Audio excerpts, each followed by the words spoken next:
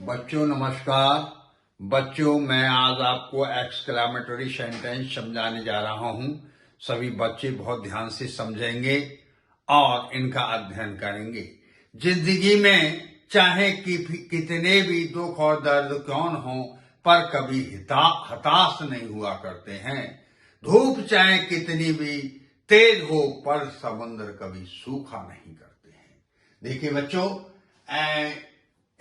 Exclamatory sentence rule number 24, इनके निम्न नियम हैं। यदि वाक्य में हुर्रा आता है तो उस स्थिति में रिपोर्टिंग वर्ब को हम एक्सक्लेम विद जॉय में बदल देते हैं और रिपोर्टिंग वर्ब रिपोर्टेड स्पीच के बीच में दैट लगाते हैं तथा कॉमा इन्वर्टेड कॉमा और एक्सक्लेमेशन साइन को हटा दिया जाता है।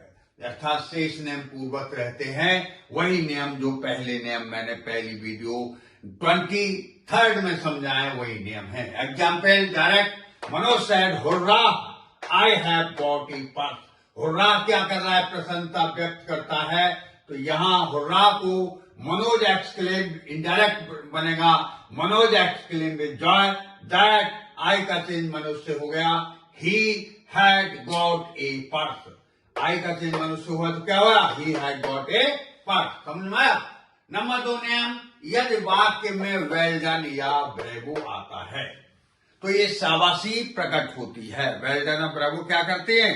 शाबाशी प्रकट करते हैं। तो उस स्थिति में हम वेल डन ब्रेवो को हटा देते हैं और रिपोर्टिंग वर्ब में एप्लोडेड सेइंग का प्रयोग करते हैं तथा शेष नियम पूर्वक ही रहते हैं। अर्थात कोमा इन्वर्टेड कोमा को हटा दिया जाता है और रिपोर्टिंग वर्ब रिपोर्टेड स्पीच के बीच में दैट लगा देते हैं। ठीक है बच्चों, देखिए direct, the captain said bravo you have done well.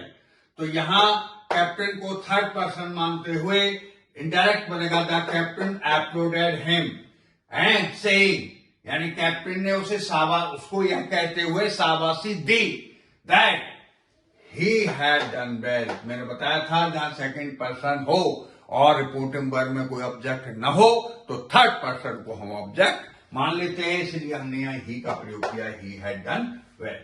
Number 3, यदि वाक्य में गुड हैविंग्स आता है तो उस स्थिति में हम इसको उठाकर रिपोर्टिंग वर्ब में एक्सक्लेम विद रिग्रेट का प्रयोग करते हैं और रिपोर्टिंग वर्ब रिपोर्टेड स्पीच के बीच में दैट लगाते हैं, एक्सक्लेमेशंस को हटा देते हैं और कोमा इन्वर्टेड कोमा को हटाकर वाक्य के अंत में फुल स्टॉप लगा देते हैं। ठीक है बच्चों, देखिए direct, Rohit said good heavens I have failed in my examination even though I worked hard. आई का चेंज रोहित से होगा, ही हो जाएगा और माई हिज हो जाएगा और यहाँ आई भी ही हो जाएगा और past indefinite past perfect tense में बदल जाएगा। तो ये हो जाएगा Rohit exclaim with regret that he had failed in his examination even though he had worked hard. Past indefinite past perfect tense में बदल दिया। समझ में आ रहा है? नंबर नेक्स्ट, यदि वाक्य में कॉन्ग्रेचुलेशंस हो तो उस स्थिति में हम इसको उठाकर हटाकर रिपोर्टिंग वर्ब में कॉन्ग्रेचुलेटेड लगाते हैं तथा शेष नियम वही पूर्ववत ही रहता है। जैसे direct, the principal said to Mukesh congratulations you have stood first in the examination. तो प्रिंसिपल ने शुभकामनाएं दी मुकेश को परीक्षा में प्रथम श्रेणी प्राप्त करने के लिए। इनडायरेक्ट बनेगा the principal congratulated Mukesh on his standing first in the examination. यहां यू हैव का सेंस हो गया on his standing first in the examination. You have को बदल दिया on his standing first in the examination. ये इसका सेंस कॉन्ग्रेचुलेशंस में दर्शाता है। समझ में आ रहा है? आगे है, यदि वाक्य में अभिवादन दर्शाया जाता है तो हम रिपोर्टिंग वर्ब में बैड लगाते हैं। जैसे गुड मॉर्निंग, गुड इवनिंग, तो क्या लगाएंगे? गुड बाय, बैड लगाएंगे। और यदि शुभकामनाएं व्यक्त की जाती हैं तो हम रिपोर्टिंग वर्ब में विश्ड लगाएंगे। क्या लगाएंगे? विश्ड। समझ लो दोनों के एग्जाम्पल। जैसे direct, he said to them all good bye my friend. तो वो सभी मित्रों के लिए गुड बाय कह रहा है एल्बर्ट। तो he bade good bye to all his friends.